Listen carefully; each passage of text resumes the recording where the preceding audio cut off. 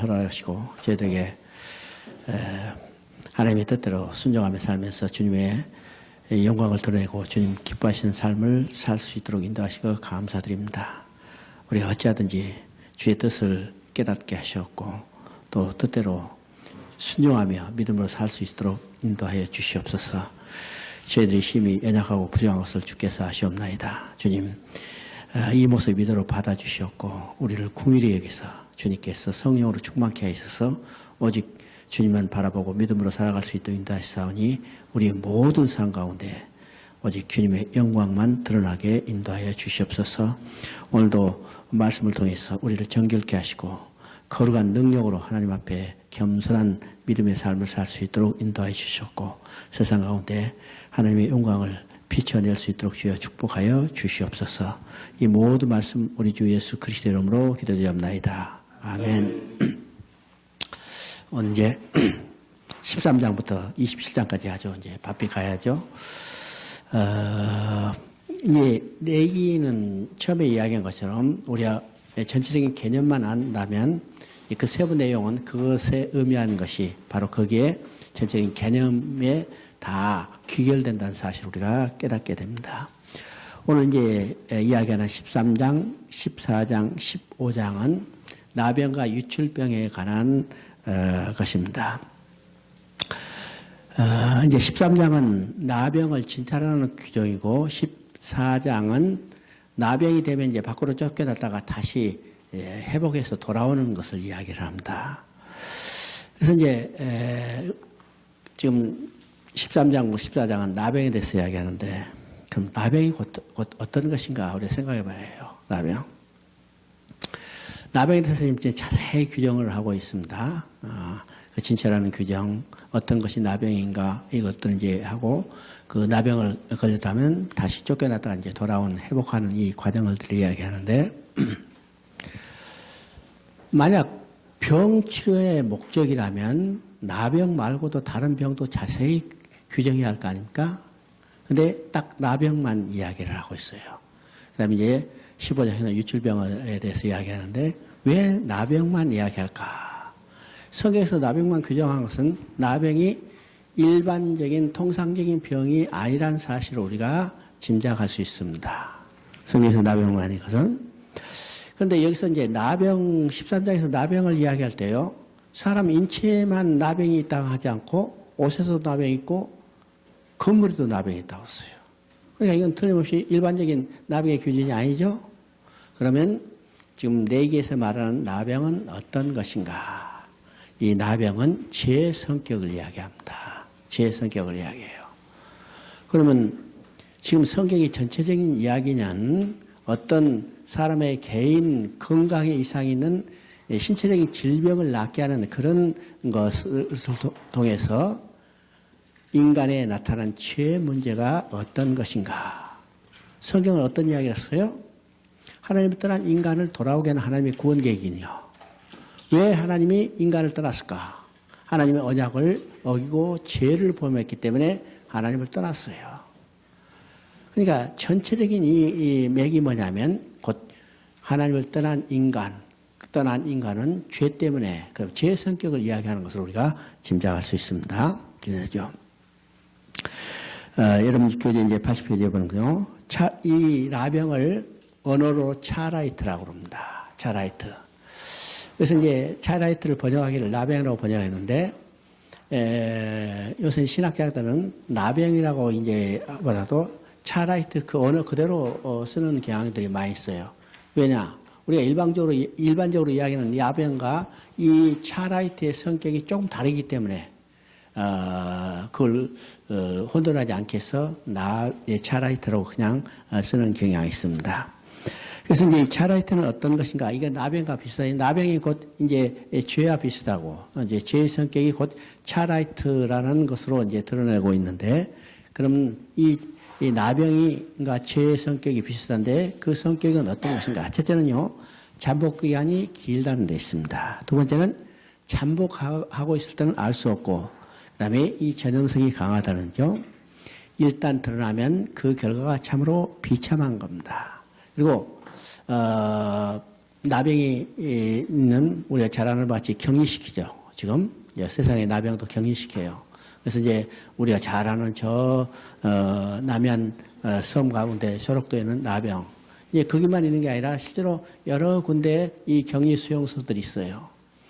그럼 그 격리 수용소는요, 거기에 나병 환자가 자식이 나오면 그건 일단 분리하죠. 완전히 가족하고 분리하게 되어 있습니다. 분리하게 됐어요. 제 특징도 얘와 비슷해요. 전염성이 강하고 인간이 스스로 해결할 수 없고 엄청난 파괴력을 가지고 있습니다. 그리고 나병이 걸리면 그 형상이 파괴되죠. 그렇죠? 아름다운 인간의 형상이 파괴돼요. 손이 문드러지고 눈이 문드러지고 코가 부서지고 형상이 파괴되듯이 죄 성격도 하나님의 형상대로 지은 인간의 형상을 파괴하는 겁니다. 파괴하는 거예요. 그래서 이 나병과 죄의 성격이 유사해요. 유사해. 그럼 지금 13장에서 나병에 대한 이야기는 곧 죄로 물든 인간에 대한 치료를 어떻게 할 것인가 하는 것에 대한 그 예표로 보여주고 있다는 사실을 우리가 보게 됩니다. 그 이제 49절까지 이제 쭉 나와 있는데 2절부터 8절까지는 금방 발생한 증상에 대한 진단법입니다. 그 다음에 하나님이 내린 나병의 증상과 또 전염된 것에 대해서 이야기하고 이런 것을 쭉 이야기를 하고 있습니다.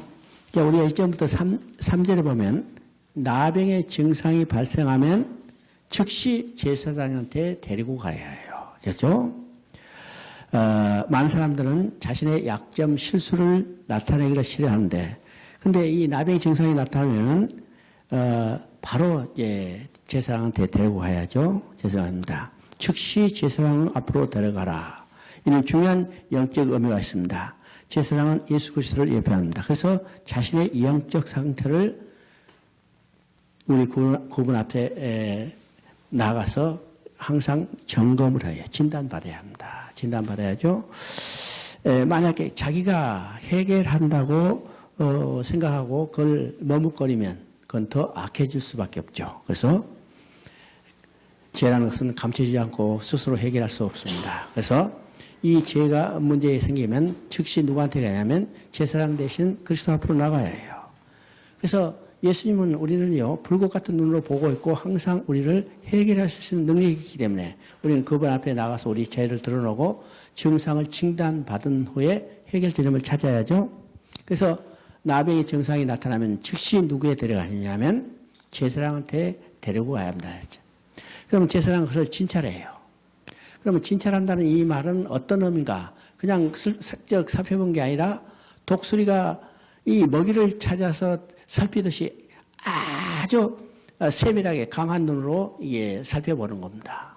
그럼 제사장은 나병의 증상이 있는 사람을 진찰할 때 세밀하게 관찰하고 진찰을 해야 합니다. 진찰해야죠.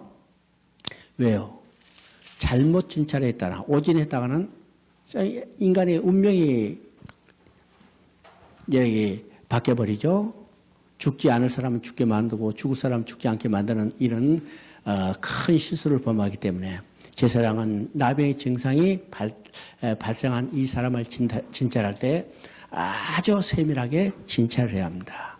우리가 이제 나병을 진찰할 때 보면 그 다음에 보면요, 7일 동안 2번 진찰하게 돼 있어요. 그죠? 7일 동안 가둬뒀다가 진찰을 하고 또 7일이 지난 후에 다시 한번 또 7일 동안 진찰하겠습니다. 왜? 실수가 발생하지 않도록 아주 정밀히 진찰한 거예요. 오늘 이제 의사들이 이 환자를 진찰할 때도 이게 세밀하게 하는데 요새 오진들이 많죠. 오진들이 많습니다. 근데 이제 친척 중에 한 사람이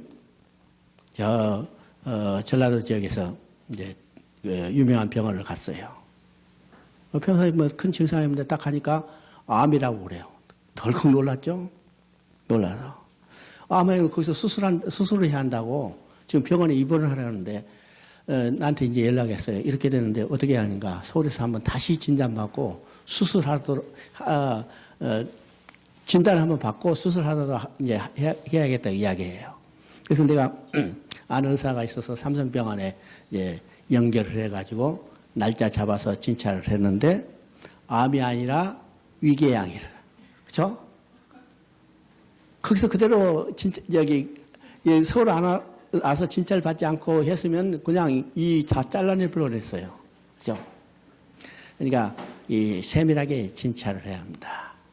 이 말을 들으니까 기계 자체가 다르고 판독하는 기술이 다르다 하더라고요. 실제로 이제 수술하는 그분들은 다 비슷한데 이 보고 판독하는 기술 이게 차이가 있다고 이제 이야기를 해요. 그래서 우리가 제사장이 나병을 증상을 이 나병 증상을 진단할 때도 아주 세밀하게 진단합니다. 이제 4절부터 8절까지는 그 진찰법에 대해서 이야기하죠. 흰 점이 있지만 변화가 없어도 의심을 하고 7일간 격리시키고 7일 만에 또 다시 검사하고 격리시킨다. 이게 이제 두 번의 7일 동안 그러니까 14일 동안 그걸 격리시키면서 유심히 살펴보죠. 이건 제사장이 혹시 오진할까 봐서 아주 세밀하게 진찰을 하게 되어 있습니다. 13장 11절을 보면 이는 그의 피부에 오랜 나병이라 제사장이 부정하다 할 것이요 그가 이미 부정하였은즉 가두어 두지는 않을 것이며 이건 즉시 쫓아내라는 거예요. 그죠? 이 나병 증상이 오래된 증상인 것 같으면 보고 그냥 쫓아내라는 거예요. 다시 관찰할 필요가 없다는 겁니다. 이것은 그러니까 우리가 죄를 회개하지 않고 온전히 찌들어진 죄는 교회에서 어떻게 해요? 권징을 해야 합니다. 권징을 해야죠. 오늘 교회의 문제는 권징이 사라졌다는 데 있습니다. 교회의 교대는 특징은 세 가지가 있어요. 교회에 첫째는 말씀이요. 말씀이 제대로 선포되어야 해요. 두 번째는 성례가 제대로 이루어져야 해요. 성례. 성례는 두 가지죠. 성찬과 세례예요. 성찬과 세례가 교회가 정확히 제대로 이루어져야 합니다. 그런데 오늘 세례도 건성건성이요. 성찬도 완전히 형식적이에요. 심지어 1년에 한 번 가도 1년이 다 지나도 성찬 한 번 하지 않는 교회들도 있습니다. 그런데 오늘 이제 성찬을 회복한다 해서 많은 교회들이 분기에 한 번 또는 한 달에 한 번 성찬하는 교회도 있어요. 교회들인데 이게 횟수가 중요한 게 아니고 정말 성찬의 의미를 깨닫고 성찬에 참여해야 해요. 또 세례도 마찬가지요. 세례도 그냥 때가 되면 그냥 의식적으로 세례받은 것으로 생각해요. 제가 가장 불만이 있는 것은 뭐냐? 나는 이제 군인교회를 했지만은 논사로서 입사하자마자 그냥 쫙 세워놓고 물 뿌리는 겁니다. 물론 그 중에 얼마는 그것으로 인해서 진짜로 예수를 영접할 수 있지만은 그것이 오히려 역작용이 있을 수 있어요. 예수가 누군지도 모르고, 그렇죠? 하나님이 누군지도 모르고 성경이 어떤 것인지도 모르고 그냥 물 뿌렸어. 나는 세례받았다, 구원받았다. 이렇게 끝나버리는 거예요. 끝나버려요. 진정한 회개가 없이 세례받는 거죠. 진정한 하나님을 영접하고 예수를 영접하지 않고 세례받는 거예요.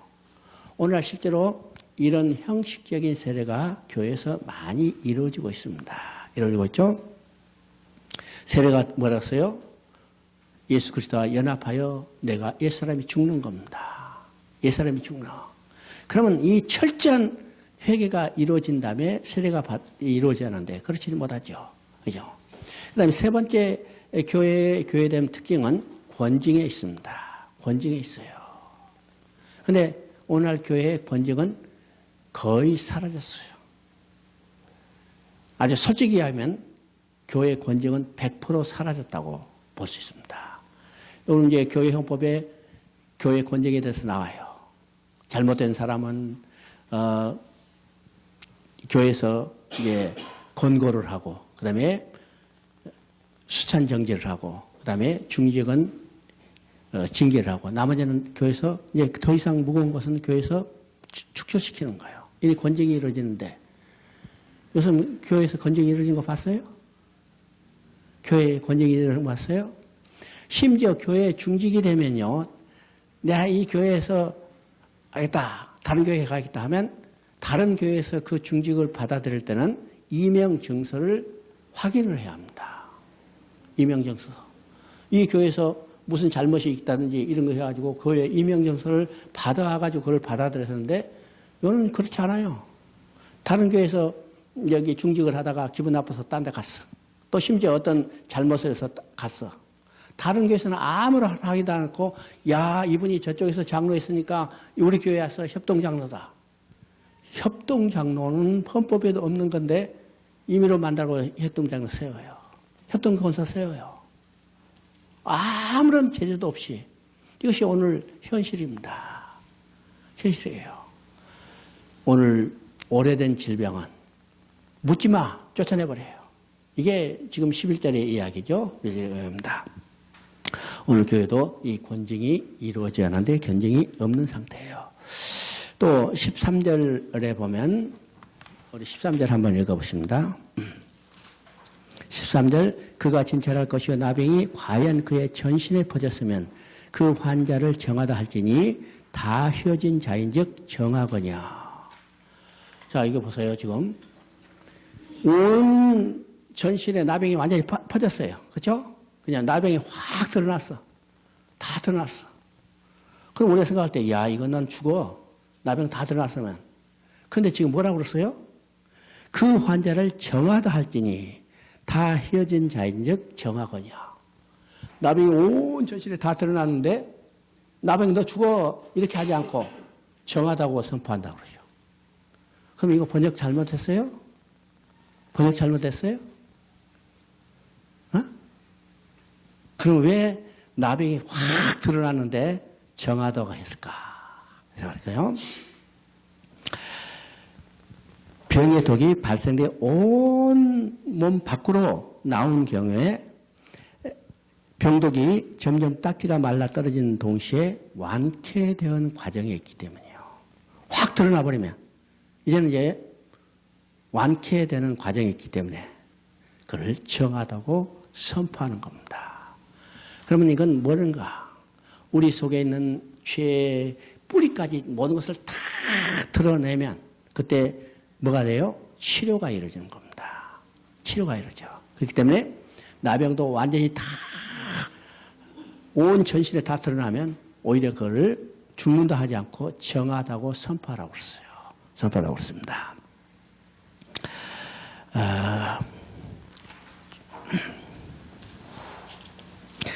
38절, 39절 보면, 이제 그 나머지는요, 일반적인 여러 가지 있는데, 38절, 39절 보면, 차라리 이 나병과 비슷하지만은, 나병이 아닌 경우에 제사장이 진찰하고, 그것을 정하다고 선포하라고 했어요. 이게, 확실히 이게 결정해 주지 않으면, 이 사람은 항상 이게 두려움 속에 살죠.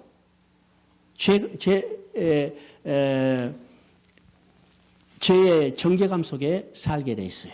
그러니까 이 자유함을 누릴 수 있도록 제사장이 그가 정하다고 빨리 선포해 줘야 합니다. 선포해야죠. 이 말은요, 우리를 의롭다 여겨주신 하나님으로 인해서 사단이 우리를 다시 정죄하거나 송사할 수 없다는 거예요. 그렇죠? 빨리 이제 선포해야 됩니다. 그 다음에 40절부터 44절까지는 누구에 대해서 이야기하냐면 머리 빠진 대머리에 대해서 이야기합니다. 오늘 대머리는 하나도 안 나오셨네? 그죠? 머리 빠진 대머리. 그죠? 머리 빠진 대머리. 머리 빠진 대머리가 차례가 발생하면 경리함이 없이 바로 진단하고 부정하다고 그래요. 부정하다고 그러죠? 왜 이마에나 대머리가 나병이 발생하면 경리함이 없이 바로 진단해서 쫓아버릴까? 그죠? 다른 날은요, 다른 때는 7일 동안 그게 가둬뒀다가 이게 쭉 여기 제사장이 살펴봐요. 근데 대머리에나 이마에 하면 경리함이 없이 바로 진 밖으로 쫓아내버립니다. 그죠? 그럼 왜 대머리나 이마에 나병이 발생하면 경리함이 없이 바로 부정하다고 나병이라고 진단해서 쫓아내버릴까? 이마나 머리는 누굴 상징하면 지도자를 상징합니다. 우리가 이제 보통 머리라고 그러죠. 두목을 머리라고 그래요. 두목. 이 머리라는 것은 지도자를 상징하기 때문에 지도자의 나병이 발생했다는 것은 어떤 것이요? 그 영향이 너무 크기 때문에 이건 빨리 처리해버리는 겁니다. 빨리 처리죠. 지도자가 나병이 발생하면, 다른 말하면 지도자가 죄인이라면 많은 지도자로 인해서 그 공동체가 영향을 받기 때문이에요. 오늘 우리도 이제 그런 경험을 지금 하고 있죠. 하고 있습니다. 그러니까 오늘 우리도 어떻게 하면 비난만 할 게 아니라 지도자를 위해서 기도해야 해요. 지도자들을 위해서 기도해야 합니다. 한 사람의 지도자가 얼마나 그 공동체에 큰 영향을 미친가. 우리는 지금 뼈저리게 그것을 느끼고 있어요. 피부로 느끼고 있어요. 정말. 저도 이제 여러분들 한국에서 살고 계시지만은 외국에 가면요. 지금 특히 중국과 이상은 완전히 극에서 극으로 지금 떨어지죠. 1년 전만 해도 이 사드 문제가 생기기 전만 해도 참 이 중국 사람들이 한국 사람을 조금 높이 봤어요. 야, 대단하다. 너희 참 조그만 나라에 어떻게 우리보다 더 낫냐. 실제로 그들이 우리보다 더 낫냐 이렇게 이야기했어요. 근데 지금 어떻게 해요? 완전 이상이 쳐졌어. 그냥 발로 밟으려고. 발로 밟아. 완전히 중국 사람 속성은 그렇죠? 강한 자에는 약하고 약한 자에는 강하게 나오는 것이 중국 사람들의 속성입니다. 속성. 그건 지금은요, 짓밟으려죠. 짓밟으려. 그러니까 지금 기업도 어렵고 여러 가지 어려워요. 여러 가지요. 어려워도 꽥소리 못하는 겁니다. 지금 아무 소리 못하고 꽥소리 못하고 있는 것이 지금의 현실이에요. 현실이에요. 그러니까 한 사람의 지도자가 얼마나 공동체에 큰 영향을 미치는가. 그래서 이 지도자가 나병, 바로 부패하고 죄가 있다면 어떻게 해요? 큰 영향을 미치기 때문에 쫓아내는 겁니다. 두 번째는요, 머리라는 것은 우리의 지성을 대표하는 거죠. 머리 지성을 대표해요. 인간의 감성, 인간의 모든 것을 통제하는 기관이 바로 머리이기 때문에 머리가 죄로 물들었다는 것은 온 그의 인간 전체가 죄로 물들었다. 그래서 머리에 나병이 발생하게 되는 지체함 없이 경외함 없이 바로 쫓아내라는 겁니다.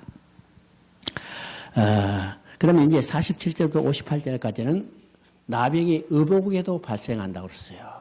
그러니까 이건 일반적인 우리가 말하는 그런 나병의 건 아니죠. 우리가 이제 병으로 이야기하는 그런 나병이 아니고 이 내기에 나오는 나병은 특별한 의미의 나병. 그러니까 이 차라이트라는 죄와 유사한 것을 지금 보여주고 있습니다. 그래서 이제 의복에도 나병이 발생하고 집에도 나병이 발생했다고 했어요.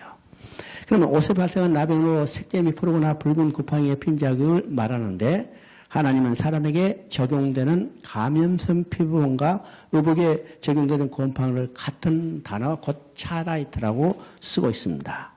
그것은 두 경우 모두 피부나 의복의 재질을 손상시켜서 그 겉모습을 일그러지게 하고 비정상적인 표면 상태를 가지게 하여 그 표면이 벗겨지거나 떨어져 나가는 현상은 똑같이 발생하기 때문입니다.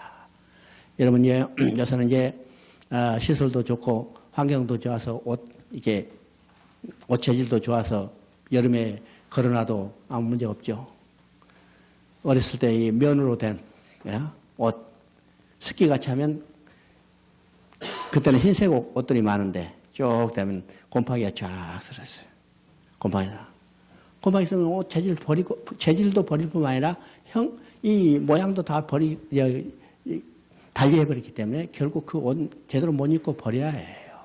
버려야죠. 바로 이 상태를 이야기합니다. 옷에 나병이 걸렸다는 그 재질도 변화시키고 형태도 변화시키고 모양도 변화시키고 이 다.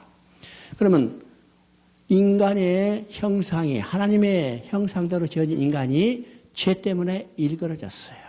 일그러졌죠. 이 상태를 곧 옷에 나병이 걸린 상태하고 동일하게 이야기하고 있습니다. 차라이트 곰팡이는 사람에게나 사물에게나 그 모양을 볼품 산업 같게 하여 두 가지 모두 비정상 상태로 만들게 되고 의학적으로 경계하지 못할 뿐만 아니라 영적으로도 죄의 부패성, 곧 파괴적 속성을 이야기를 합니다. 하나님은 옷을 걱정하시는가? 그래서 옷에 있는 나병에 대해서 걱정하는 것이다. 의복은 당시에 귀했어요. 그렇죠? 지금은 이제 참 흔하니까 옷도 그냥 철저히 갈아입고 아침 저녁 갈아입고 그렇죠? 옛날에 옷이 얼마나 귀했습니까? 옷 귀한 시대 살았어요? 저는 이제 그런 시대였죠. 60년대 내가 이제 57년에 초등학교를 졸업하고 중학교를 들어갔습니다. 그렇죠? 그때 옷 생각해 보세요. 1년에 한 벌 아니면 두 벌, 그렇죠? 두 벌. 이제 고등학교 다닐 때 교복 한 벌이면 3년 동안 그대로 입고 다니는 거죠. 동복, 하복 딱 두 벌, 그죠? 이 두 벌이면 온천을 다 돌아다녔어요, 그죠? 온천을 다녀. 다른 옷 입을 것도 없어. 온천을 다녀요. 그때 이제 좀 멋낸다고 이 동복 바지 입으면 군대에서 나오는 그 군복 염소에 개어 가지고 까맣게 물들여서 입고 다니고 그거 입고 다니면 다 뽀기고 다녔죠. 멋있었죠. 옷이 귀할 때요.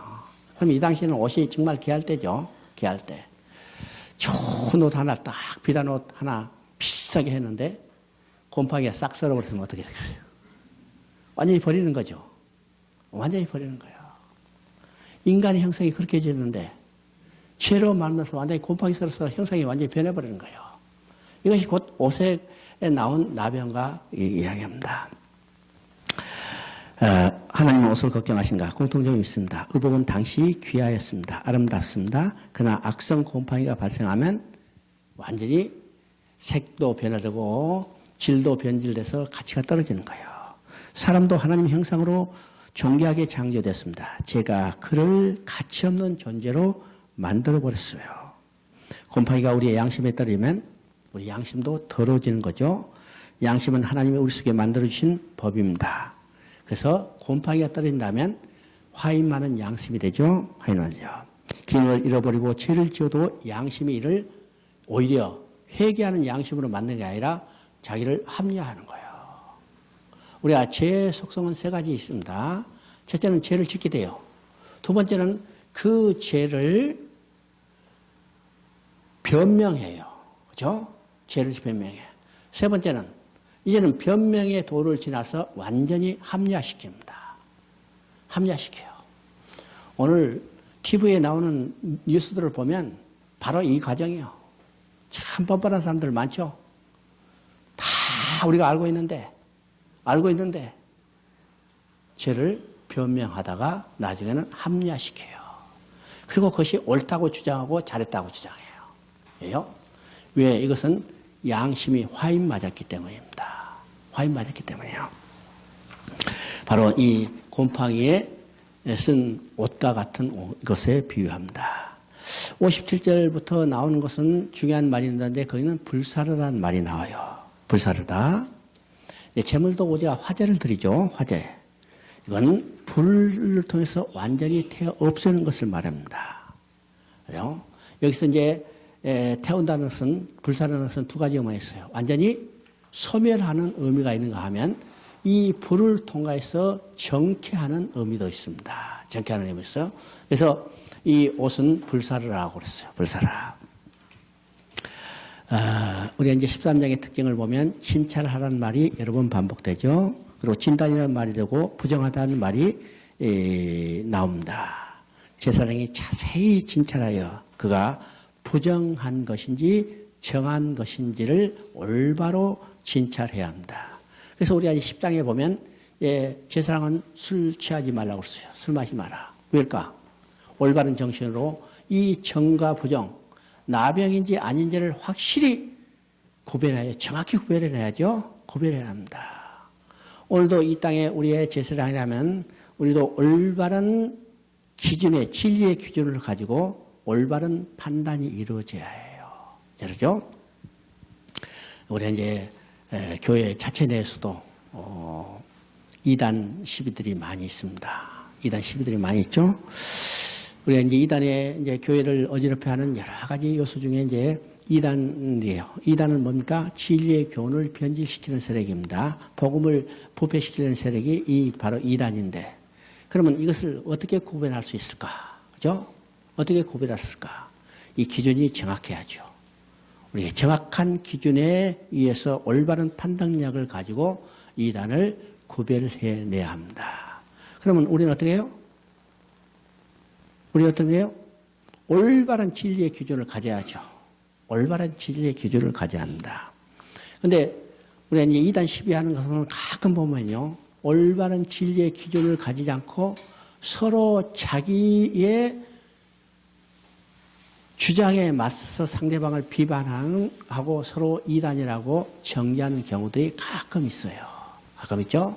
그래서 오늘 우리는 이 제사장이 나병환자를 진찰할 때 아주 예리한 눈과 올바른 판단력으로 진찰하듯이 우리도 그런 올바른 기준과 판단력을 가지고 진찰할 수 있는 능력이 있어야 합니다.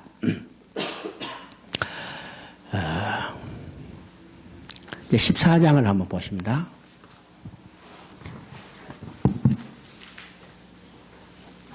14장은 이제 나병 환자가 이제 판정이 되면 진 밖으로 쫓겨나죠. 진 밖으로. 왜요?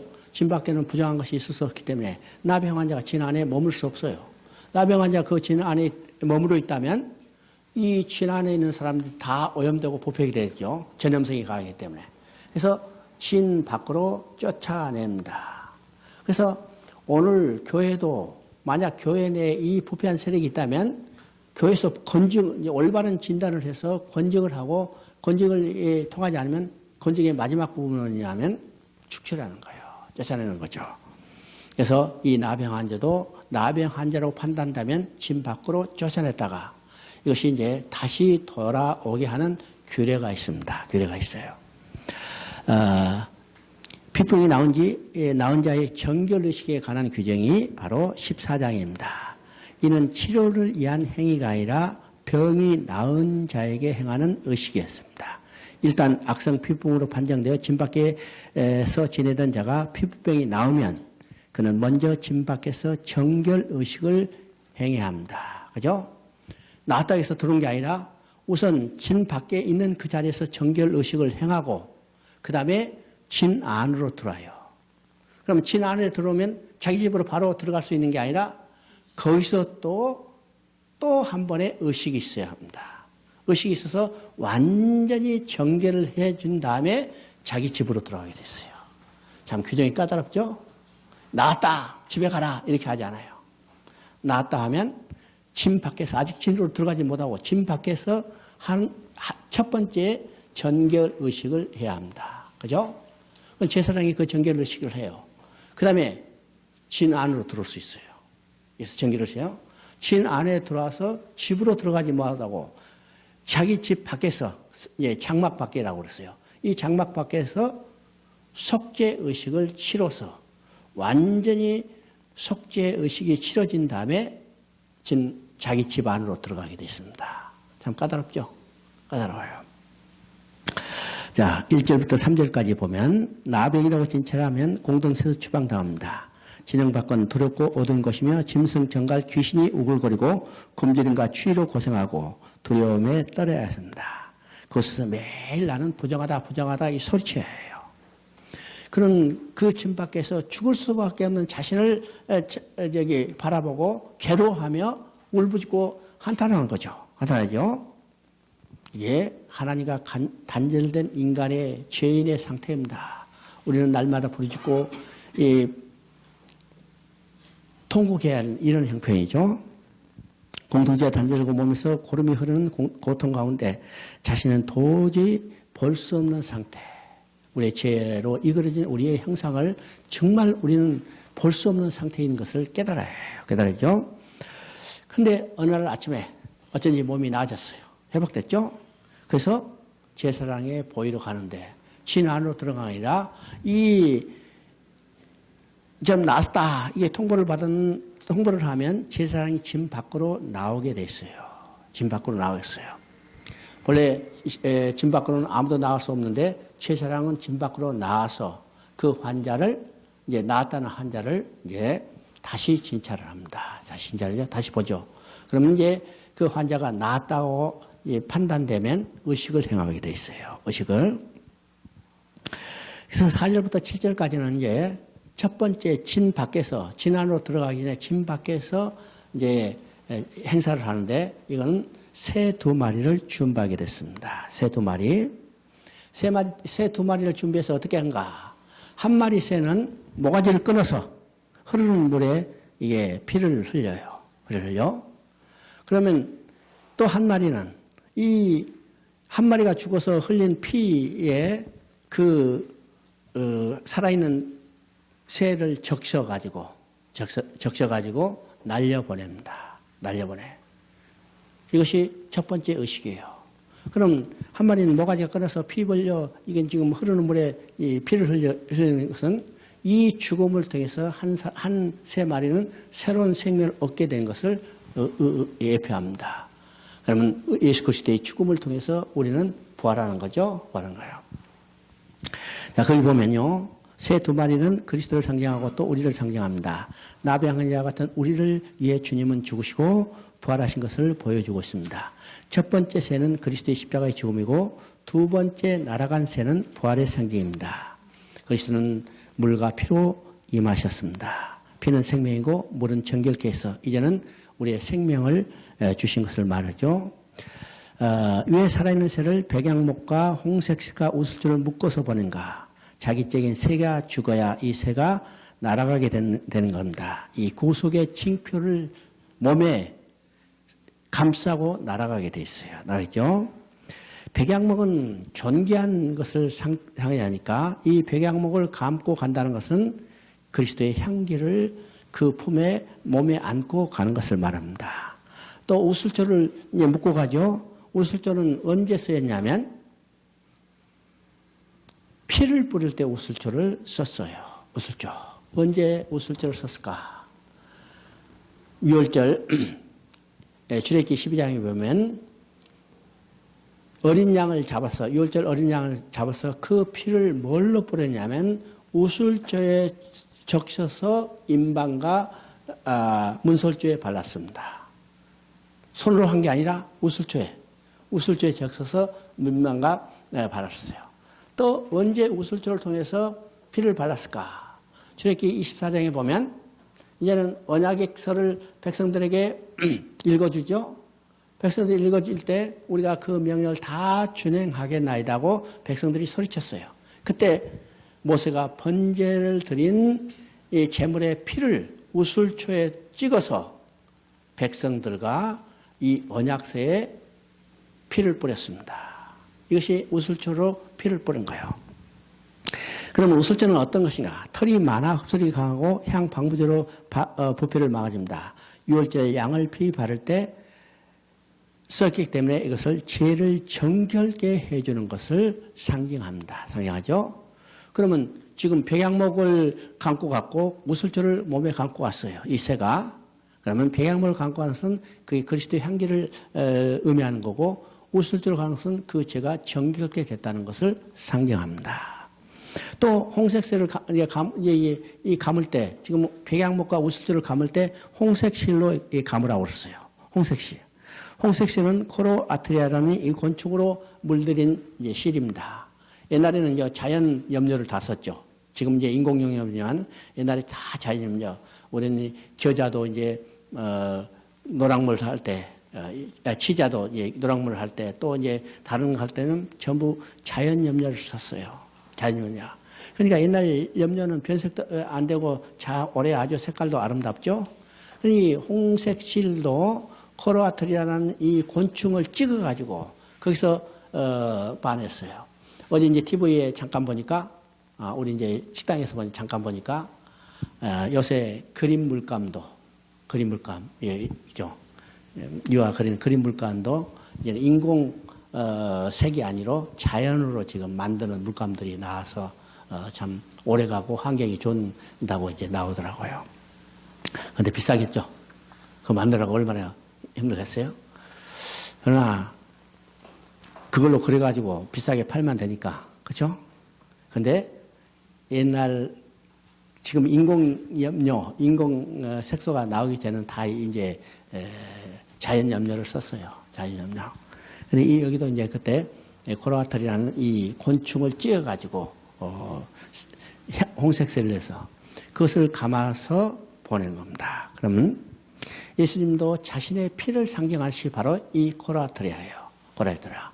언제 홍색실이 나오냐 하면 요수아 2장에 보면 홍색실이 나와요. 그렇죠? 홍색실. 어디에? 나업의 집의 창문에 단 홍색실이에요. 이 홍색실을 바로 코로아테아로라는 물들인 아마 실이었을 겁니다. 그러니까 이 코로아테리아는 홍색, 이 붉은 색실은 어떤 것이냐면 예수님의 피를 상징하는 거죠. 예수님의 피.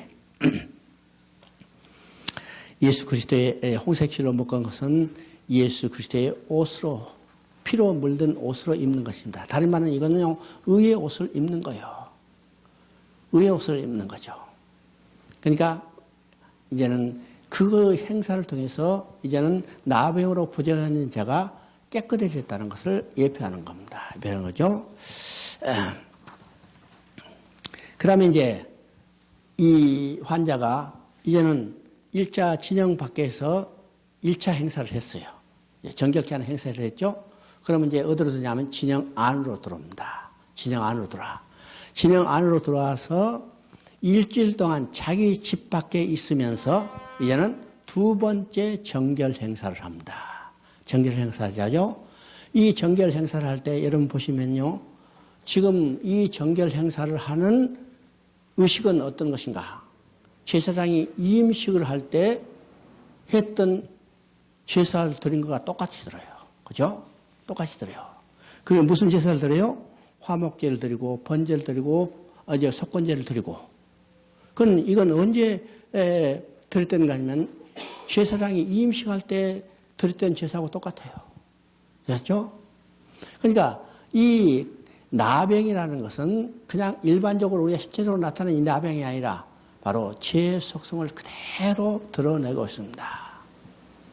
우리가 죄가 해결돼야, 죄가 깨끗해져야, 죄가 용서를 받아야 어디로 들어갈 수 있어요? 진영 안으로 들어서 자기 집으로 돌아갈 수 있어요. 그렇죠? 바로 이것을 보여줍니다. 그래서 그 내용들은 이제 비슷하지만 우리가 이제 제일 먼저 드리는 것이 속건제입니다. 속건제. 속건제예요. 속건제 드리고 나중에 번제 화목제를 드리겠습니다. 속건제를 드리는 것은 어떤 의미가 있어요? 배상의 의미가 있습니다. 배상의 의미. 왜 속건제를 드려야 할까?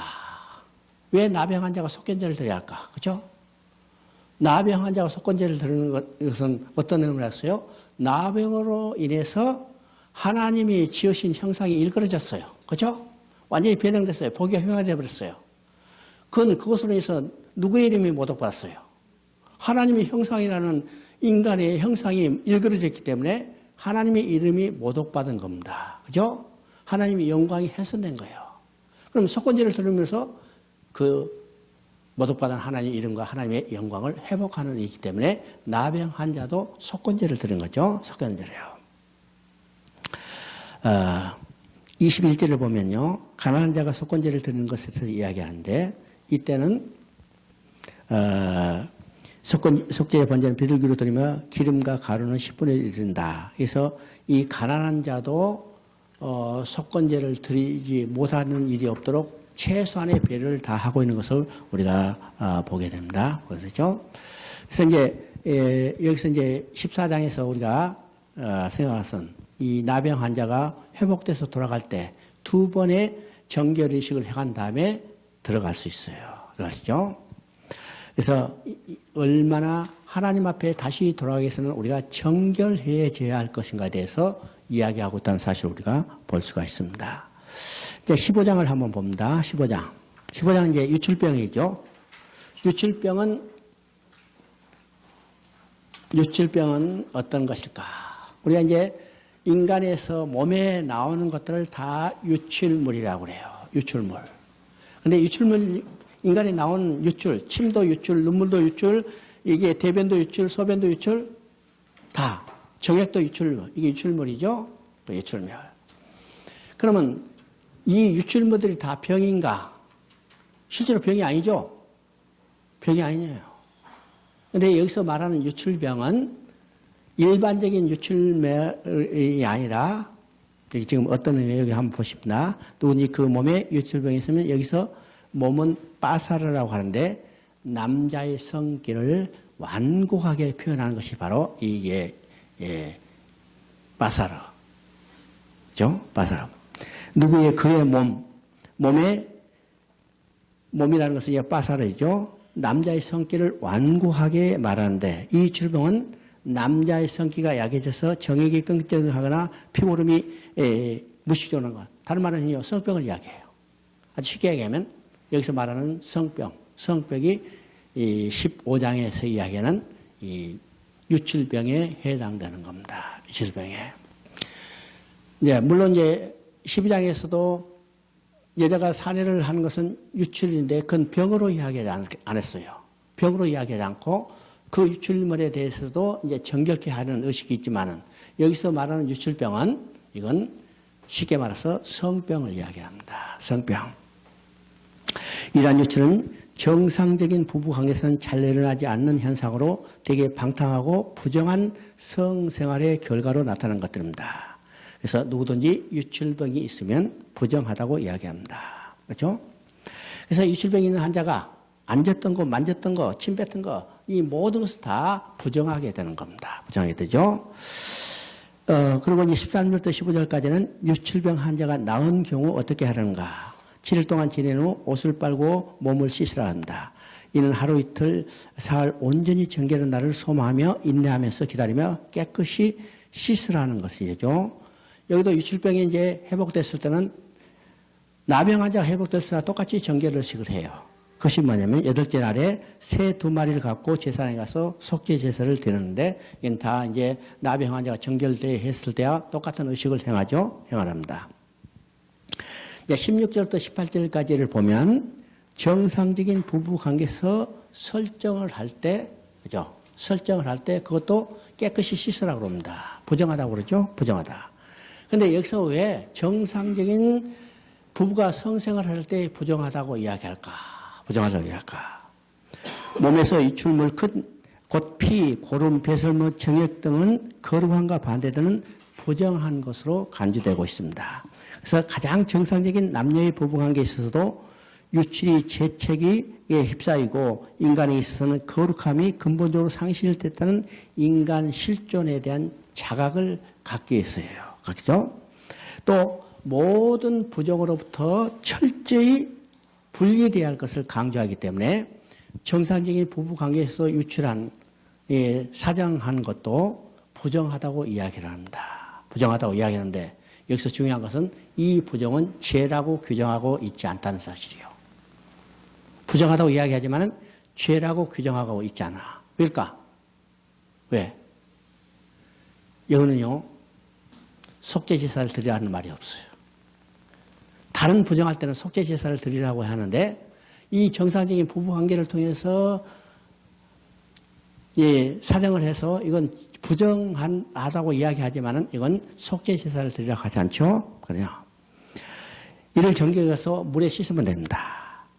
어떤 이 다른 제사도 요구하지 않고 있다는 사실입니다. 그러면 부부간의 성생애는 죄라고 인정하지 않다는 거죠. 그러나 왜 부정하다고 하는가? 왜 부정하다고 해서 물을 씻으라는가? 우리가 유치병 하나의 하나님의 백성 곧 언약 백성의 정상적인 부부 생활도 분명히 절제가 필요하다는 사실을 깨닫게 해주시어요. 육체적인 쾌락만 추구하는 게 아니라 하나님이 이 부부 생활을 통해서 뭘 해요? 생육하고 번성하고 충만하는 이 문화적 사명을 잘 감당할 수 있어야 해요. 그러니까 쾌락을 추구하는 목적이 아니라는 사실이죠. 하나님의 문화 명령을 잘 이행하기 위해서 이것은 성스러운 의식이에요. 성스러운 의식. 그러니까 그것을 깨닫게 위해서 사정하는 것도 부정하라고 여기지만은 그건 죄라고 간주하고 있지 않다는 사실을 우리가 볼 수가 있습니다. 오늘 이 성생활이 정말 오늘 물란하게 돼가지고 큰 사회가 문제가 되죠. 사회가 문제. 우리 이제 어떤 사람이 책을 쓸 때 성은 아름답다 이렇게 썼어요. 성은 정말 아름다울 수 있어요. 아름다울 수 있어요. 근데 그 사람이 쓴 책은 그런 의미에서 아름답다는 의미 아니라 성적 욕구를 만족시키는 것이 아름답다고 그 책을 썼어요. 그래서 오늘 그런 것들이 점점 성적 타락을 부추기는 일들이죠. 부추기는 일들이에요. 또 이 정상적인 부부 생활을 통해서 사정한 것도 하나님이 부정하다고 이야기하고 그걸 물러치시라고 요구하는 것은 뭔가? 하나님은 은밀한 것도 빠지지 않고 간섭하시겠다는 겁니다. 여러분요, 정상적인 부부 생활, 이건 노출되지 않죠? 아무리 그것이 아주 성스러운 일이라도 그건 은밀한 거예요. 은밀한 거. 누구만 알 수 있어요? 부부만이 알 수 있고, 그죠? 관계한 사람만이 알 수 있고, 누구만이 알 수 있어요? 하나님만이 알 수 있어요. 그러니까 은밀한 이 모든 것도 하나님이 친히 간섭하시겠다. 이런 의미가 있다는 것을 우리가 볼 수가 있습니다. 28절부터 30절에는 바로 이제 유출병이 7년 후에 정결의식을 말합니다. 8일 동안 기다려 8일째 다시 이제 회복돼서 돌아갑니다. 그럼 8일은 어떤 것인가? 성경에서 8일은 이제 중요한 의미가 있다고 그렇습니다. 제 8일에 할례를 하라. 하나님이 아브라함에게 할례를 했을 때 그 가족을 제 8일에 할례를 했어요. 여기서 이제 8일이 나오죠. 그래서 성경은 8일이 어떤 것인가? 재창조의 역사입니다. 부활의 의미입니다. 그죠? 예수님도 제 8일에 부활하셨어요. 제 8일에 부활하셨죠? 그래서 제 8일까지 기다리라. 이것은 제 8일에 부활을 상징하셨습니다. 죽었자가 생명으로 들어가는 것. 바로 이것을 제 8일 정결의식을 합니다. 31절부터 32절까지는 모든 의식법의 의미가 무엇인가를 결론 내리고 있습니다. 이건 의식법의 의미는 부정으로부터 멀어지게 해서 하나님께 나아가는 길을 보여주는 거죠. 하나님께 나아가는 거예요. 그래서 이제 1장부터 시작해서 16장까지는 하나님께 나아가는 길을 보여주는데 그 절대적인 의미는 거룩의 제하예요. 거룩의 제죠. 1장부터 10장까지는 제사장과 제사의법이 나왔어요. 제사장과 제사법은 어떤 겁니까? 인간의 죄가 정결케 되는 의식이죠. 인간의 죄가 정결케 되는 의식이에요. 누구를 통해서? 피를 통해서. 어떤 피? 예수 그리스도의 피를 통해서 정결케 되는 의식이에요. 또 마찬가지로 나병도 죄요. 유칠병도 죄요. 그죠? 유칠병도 그것도 정결케 돼야만 하나님 앞에 나아갈 수 있는 것을 주고 그 다음에 총종합해서 모든 인간이 정결케 되는 의식이 어디서나 종합적으로 나타나는 것이 대속죄에 규정입니다. 대속죄라는 거죠. 그래서 지금까지 지금 부분적으로 개인적으로 지금 정결의식을 했지만은 전체적인 정결의식은 어디서 끝나냐면 16장에서 하나님이 계시는 성소를 거룩하게 하고 또 하나님 앞에 나아갈 모든 인간이 정결함을 받는 이 대단원이 어디서 끝나냐면 16장에서 끝나죠. 그래서 16장에서 이제 레기의 핵심은 바로 이 16장에 있다는 사실이에요. 그래서 16장까지가 전반부 하나님께 나아가는 길을 보여주고 이제는 17장부터는 하나님께 나아간 인간이 어떻게 하나님께 지속적으로 교제하며 살 것인가에 대한 이야기를 하고 있다는 사실입니다. 이제 15성의 진리는 궁극적으로 주께서 말씀한 바 사람에게서 나오는 그것이 사람을 더럽게 하느니라.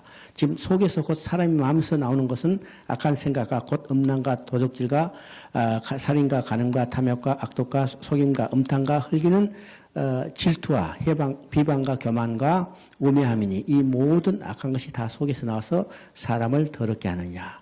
이런 것들이 결국 유출병인 셈입니다. 오늘 우리 속에서 나온 이 모든 것들이 유출병인 셈이에요. 타락하고 부패한 것이 주로 입에서 유출되고 있음을 우리는 명심해야 합니다. 한 입으로 찬송과 저주가 나누다. 하나님께서 우리로 죽지 않게 살게 하는 방법과 해결책을 제시하고 있는데 비둘기 둘을 취하여 한 마리는 속죄제로 다른 한 마리는 번제로 드려서 그 유출병으로 말미암아 여호와 앞에 속죄할지니라. 이 말은 간단히 말해서 하나님의 제사를 통해서 속죄함을 받고 제사함을 받고 하나님께 나아가게 하는 거예요. 그러면 이 제사는 다 누구를 예표한다고 했습니까? 예수 그리스도의 십자가에 드릴 제사를 예표하고 있어요. 크게 여러 가지로 이야기하지만은 그 궁극적인 여기 결론은 뭐냐면 예수 그리스도의 십자가에 드려질 제사를 통해서요. 모든 죄가 바로 예수 그리스도의 십자가를 통해서 속죄함을 받고 그리고 하나님 앞에 나아갈 길을 제시하고 있다는 사실을 우리가 얘기를 통해서도 우리가 깨닫게 되는 겁니다. 깨닫게 돼요. 잠깐 쉬었다 싶다.